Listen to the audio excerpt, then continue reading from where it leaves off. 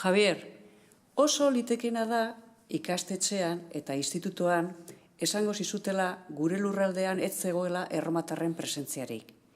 Gogoratzen azara zer pentsatu zenuen Santiago kalean bezalako toki hurbil batean erromatarren portu bat zegoela lehen aldiz entzun zenuenean? Bueno, egia esan, ez daukatzola oroitzapen zehatzik eskolan eta zezaten ziguten, baina esango nuke baietz, nire imaginarioan hori zegoela, ez da? Euskal Herria eta gu bakarrik eta betidanik gu bakarrik. Gogoan dut, behin, hau bai, garbi goratzen dut, osaba batek eman induen mitin batera, justo trantzizio politikoa zen, nera bezaroan nengoen, eta nola joan ginen, Urantzu pilotarekura, eta antze zegoen, mitinean politikaria, oihu batean, eta euskaldunak, eta hildortatik zijoan, ez da? Esan ez hemen sekula ez da inor sartu, eta hau esaiatu ziren, baina guk aurregin eta zuten lortu, eta erromatarrak ere propio aipatu zituen, ez da? Eta saiatu ziren, baina guk aurregin eta zuten lortu. Orduan, mezu hori garbi gogoratzen dut, eta ideia horrekin, orduan ere ideia horrekin atera nintzen, ez da? Gero jakin nuenean, zuek lanean ari zinetela, eta zenbait kontu ateratzen ari zirela, saltzen ari zirela, batetik nik uste dut nire euskal, nola esango nuke, narzisismoa edo nire arrotasuna pixkat, zauritu egintzela, pitin bat, baina bestaletik gogoan dudanez, posa ere sentitu nuen, pentsatu nuen, hau, errealitate aberazgarriago bat erakutsiko digu, emango digu, ezagutzera, eta alde hortatik aberaztu egingo gaitu, eta ederra izango da. Hori da gutxi gora bera gogoan dudana. Lehenengo unetik jarri zinen museoaren proiektuaren alde. Zuretzat zer izan zen erakargarria proiektu horretatik? Bi maila bereziko nituzke, ez da? Maila pertsonala, hor bazegoen harreman pertsonal bat, bai Jaime Rodriguezekin, bai zurekin, bertze.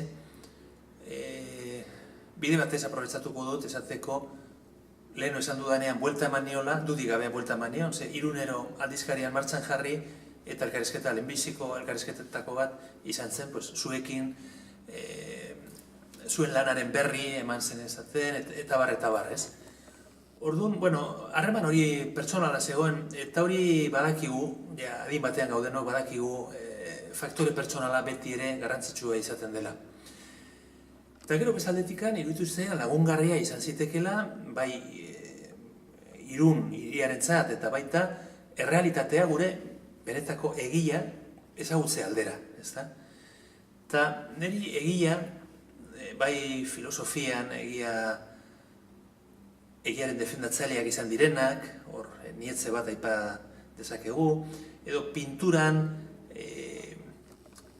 orain dela urte batzu joan zitzaigun Freud, beste Freud famatuaren biloba, esaten zuenez, berak egia eta egia bilatzen zuen bere pinturan, bere obran, ezta? Eta, kasu konkretu honetan museoak laguntza handia, suposa zezaken, guretzat, egia ezagutzeko bide hortan. Orduan, alde hortatik iruditu zait betidanik oso proiektu interesgarria eta bultzatu egin dut bai. Oiasorekin egin dituzun azken bi lankidetzetan musika sartu duzu museoan. Hibridazio kulturaleko proposamenen horiek interesgarriak direla uste alduzu? Arlo desberdinetako kolaborazioak izan dira, nik berezi egingo nituzke biak. Azkenekotik, asteratik, kontzertu arrunta ere nuke esango, baina ohizko kontzertu bat izan da, eta esperientzi konkretu horretatik esango nuke espazioa oso egokia, gure proposamenerako oso egokia gertatu zela. 100 eserleku, leku bildua, ezena toki txiki bat, alde hortatik iruditu zitzaidan, eta gero markoa, ez da? Hemen museoan izatea. Horrek guztia, nik uste dut plus bat erantzi ziola emanaldiari, eta alde hortatik oso pozik atera ginen. Beste erabateko kolaborazio izan zen, eta hor behar badaia gehiago lotuko genuke hibridazioa eta aipatu duzun ideia horrekin, edo uztartze hortan sartuko gineke, bestelako kolaborazio izan zen proposamena, ari zineten barkatu esposizio bat, erakusketa bat, eskaintzen, eta orduan, halako aukera, eman zitzaion publikoari, esposizio gidatua, jarraitu eta bide batez uztartzea nire musika, ez da? Orduan, edertasunaren inguruan, nola ikusten zen, makillajeak, hornidurak eta hainbat elementu, ze paper jokatu zuten elementu horiek, eta hortan proposamena izan zen uztartzea nire zenbait doinu, eskusoinuarekin. Horria bestelako planteamentua zegoen, ez da? Mariajo Noain ari zen azalpenak ematen, zain egoten nintzen leku kokapen desberdinetan, eta jendearen zain egon, eta jendea hurbildu gala, tak hasten nintzen zerbait jotzen. Nire impresioa izan zen, bai hitzak eta bai musikak, emaitza ona eman zutela, nik uste dut jendea gustora atera zela, eta nire impresioa bintzat, orain nigandik ari naiz, oso ona izan zen, nik uste dut funtzionatu zuela.